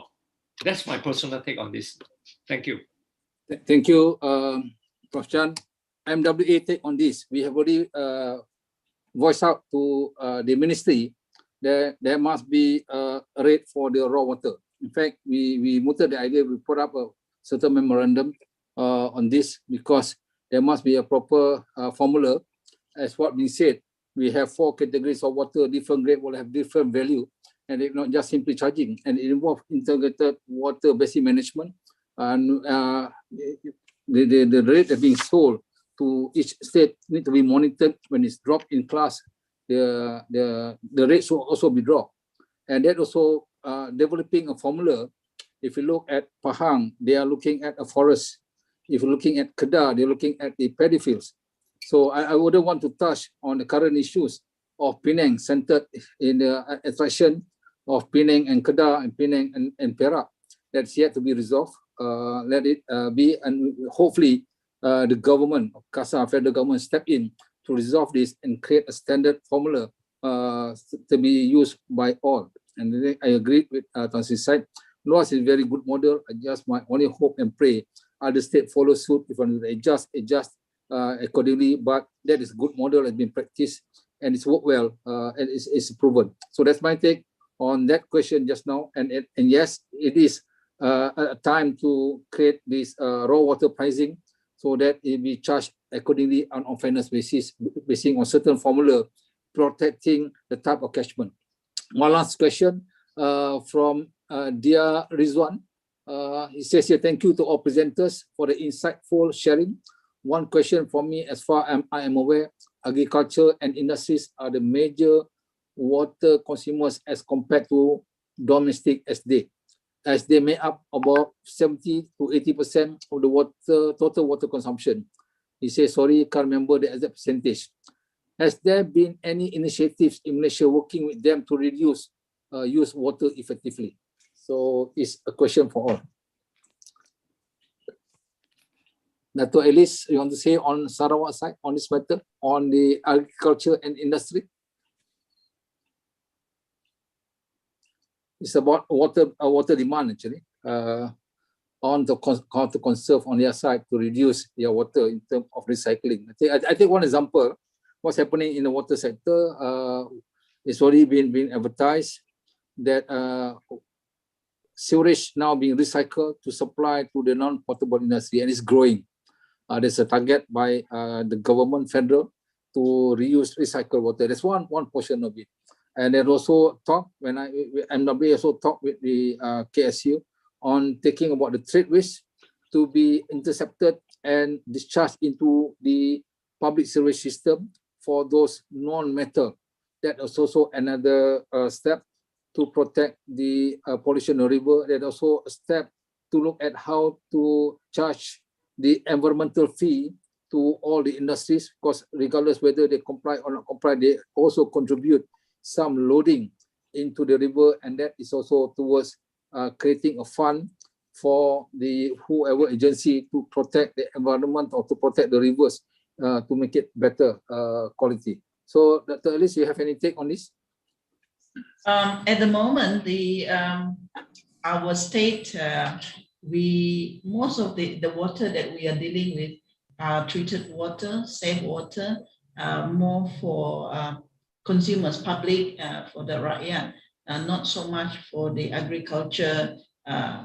We don't do irrigation and all that. That is taken care of by other departments. But nevertheless, we are now being asked to look into also to ensure to support agriculture, manufacturing, or even aquaculture industry to support how we can deal with that. So we have attempted in one area whereby we are actually transporting raw water.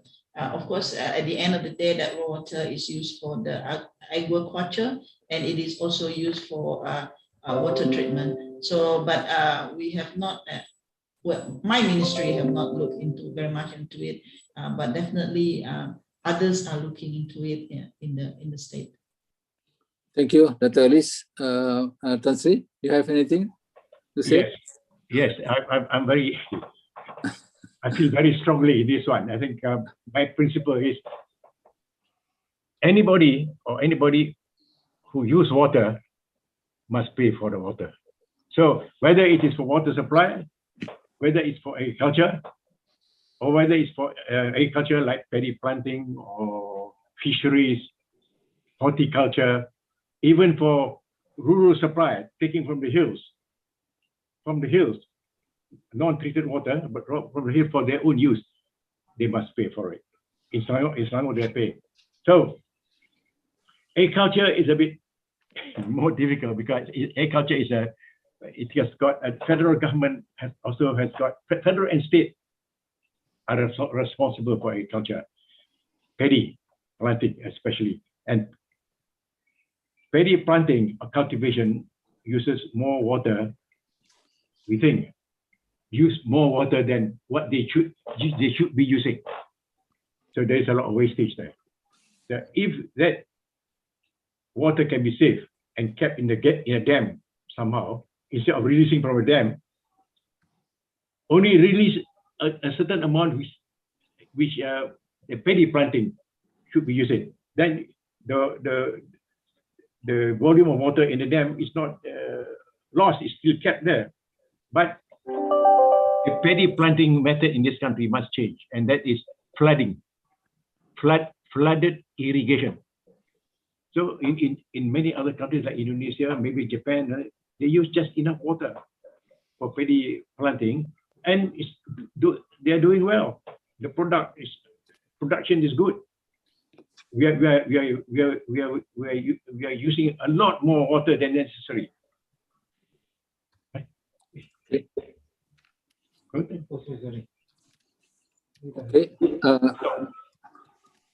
Okay. Sorry.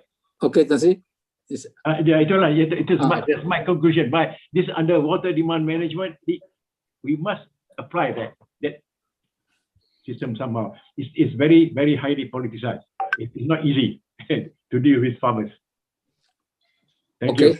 Okay, thank you, Tan Sri. I have one last question. I know, Mira, can we allow for one last question?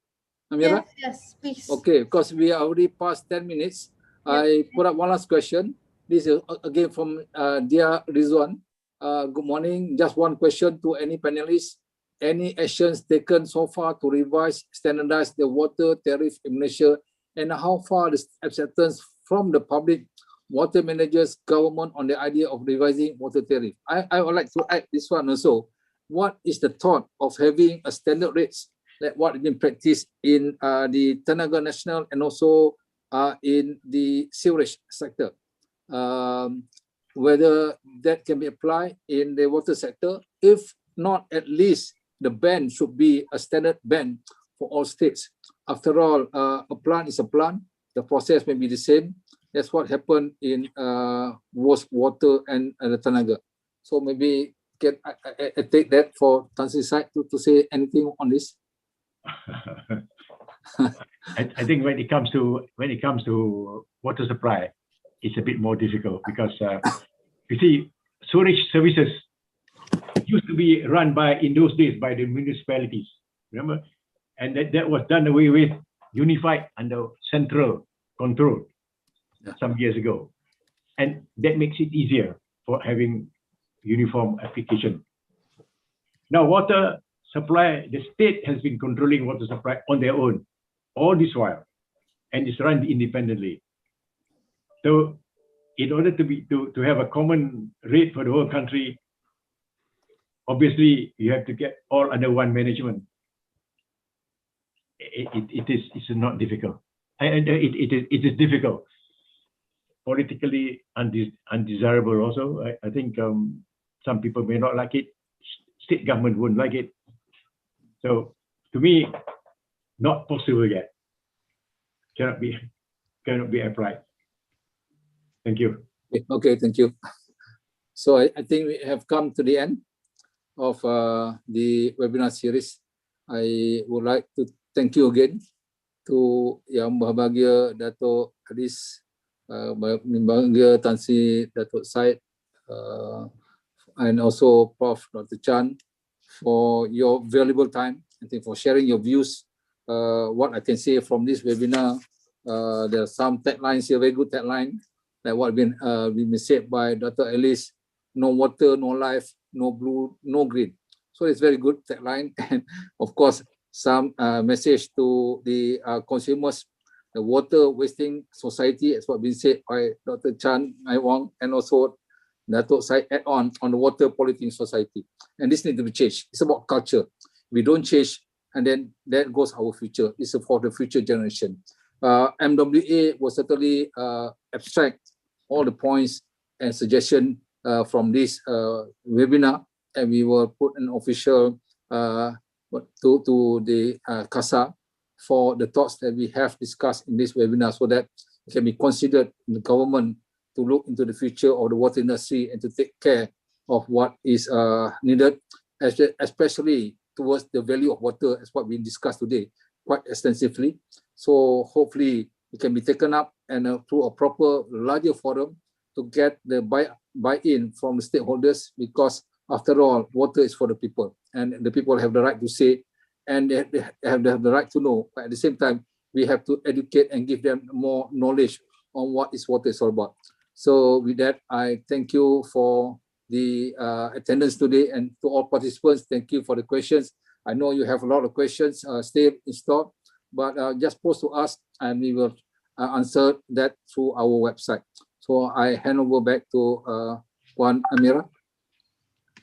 Hi, okay, thank you. Thank you so much for today. I think that's all the time we have for today.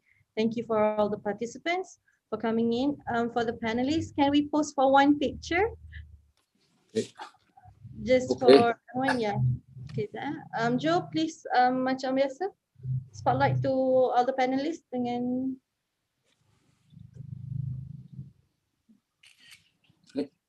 The speakers in gallery. Speakers tak ada. Bring in Tan Sri. Silakan saya. Bring in Tan Sri. Dato' Alice. My picture Alice. is take up.